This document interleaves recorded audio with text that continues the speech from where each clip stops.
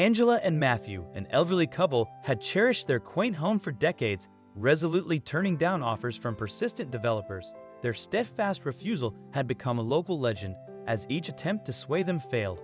However, one day, the developers stumbled upon a startling find on the couple's land.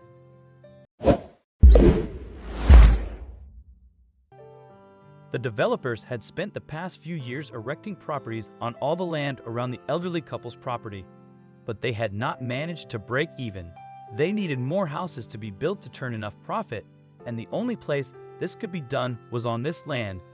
Ever since they realized this, the house and the couple themselves had been a thorn in the side of the developers. The developers had even tried to get the government involved and force a sale through them, but this was ultimately unsuccessful as the couple owned the land, and it was judged they could do what they wanted with the terrain. The developers could not live with this ruling, so they finally had enough and decided to take matters into their own hands. They snuck onto the elderly couple's property, planning to hide some illegal substances near the house. They would then anonymously tip the police about where to find it, hoping to successfully frame the couple as dealers, but the plan would not end up going as expected at all. They made it close to the house undetected, but saw that there were cameras placed around the house, meaning they were most likely already captured on film. The developers started to think about going back and abandoning this doomed plan. However, one of them, Paul, spotted something. There was movement inside the house. His first instinct was that it must be Angela or Matthew, alerted by their security system to intruders on their land. Paul snuck towards the window to get a better look at what was going on inside the property and could barely believe what he was witnessing. At that moment, Paul's instincts kicked in, and he started to run away from the house as fast as possible, afraid that dozens of people would come out to chase and capture him. After escaping the property, Paul and his team regrouped, panting and looking back at the house they had just fled. They had sprinted with all their might, fearing pursuit at any moment. The group huddled, whispering about what to do next. Paul, the most shaken, insisted on calling 911, believing it was their duty to report what they'd stumbled upon. Despite the disagreement, Paul grabbed his phone, determined to make the call to 911. His fingers dialed the emergency number, a decisive move that would draw the police into the situation. Minutes after Paul's call, the sound of sirens sliced through the quiet neighborhood. Police cars turned onto the street, heading towards the house with urgency. The developers watched, realizing that their actions had set off a chain reaction. Matthew's bewildered response indicated that he hadn't expected such a turn of events. The police's methodical search of the area signaled an escalation of the situation. The developers realized their initial intentions had sparked a series of events beyond their control. The group huddled together, whispering about the turn of events. They recognized their error in calling the police without considering the consequences. Now they faced the possibility of legal repercussions for a false report. This realization struck a chord of fear among them as they contemplated the implications of their actions on their future. As the police wrapped up their initial assessment, they began to express doubts about the legitimacy of the burglary call. The police decided to take Paul in for questioning based on the inconsistencies in the burglary report. He was asked detailed questions about the call he made, the reasons behind it, and his relationship with the property. Meanwhile, Matthew, fueled by the disturbance and the police's suspicions, decided to file a formal complaint against the developers. He provided security footage from his property, which captured the developers acting suspiciously around his home. This evidence not only threatened their legal standing, but also posed a significant risk to their professional reputations. Faced with the evidence against them and the growing legal implications, the developers found themselves in a dire predicament. After the fallout from their scheme, Paul faced his day in court. The judge handed down a fine and ordered Paul to complete community service. Additionally, Paul was explicitly told to keep away from Matthew's property.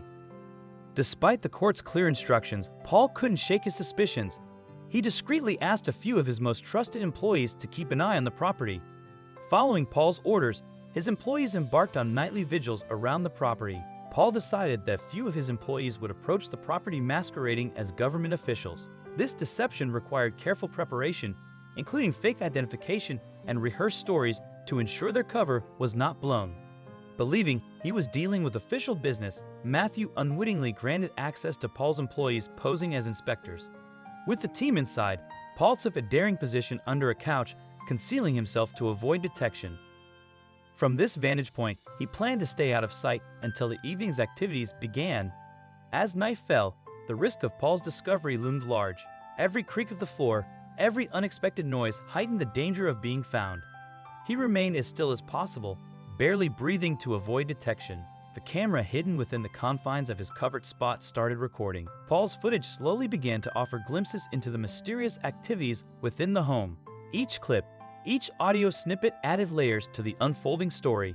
As the night progressed, Paul's team outside created a commotion, drawing attention away from his hiding spot. Seizing the moment, Paul slipped out from under the couch and made his way to the exit. The distraction was perfectly timed, allowing him to leave the property undetected with the crucial evidence in hand. The team regrouped, aware that their escape was just the beginning. Driven by the weight of their findings, Paul wasted no time. He headed straight to the police station with the evidence, determined to shed light on the situation.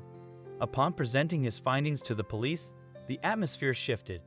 The evidence Paul provided was too compelling to ignore, prompting the officers to reassess the situation. When the police viewed Paul's footage, the room filled with a tense silence. The video clearly showed illicit activities far beyond what anyone had anticipated. Angela and Matthew were running a sweatshop. This evidence was irrefutable, turning the case in a new and alarming direction. With no time to waste, the police acted decisively. Armed with the evidence from Paul's investigation, they coordinated a swift response. As the police moved in, Matthew and Angela found themselves in the grip of the law. The evidence against them was overwhelming, leading to their immediate arrest. They faced serious charges. The implications of their involvement in criminal activities now laid bare. The couple, once thought to be simply peculiar neighbors, were revealed as key figures in a dark and illicit enterprise. After the arrest, the house became a crime scene. Yellow tape cordoned off the property, while investigators meticulously searched every corner for evidence. Soon, a for sale sign appeared in the front yard, marking a new chapter for the infamous residence. The developers, once eyeing the property for profit, now saw an opportunity to acquire it amidst its tarnished reputation. With the house on the market and its notoriety established, it seemed an ideal moment to purchase the land at a discounted price. The entire saga served as a cautionary tale about the unintended consequences of human actions, particularly those motivated by deceit and personal gain.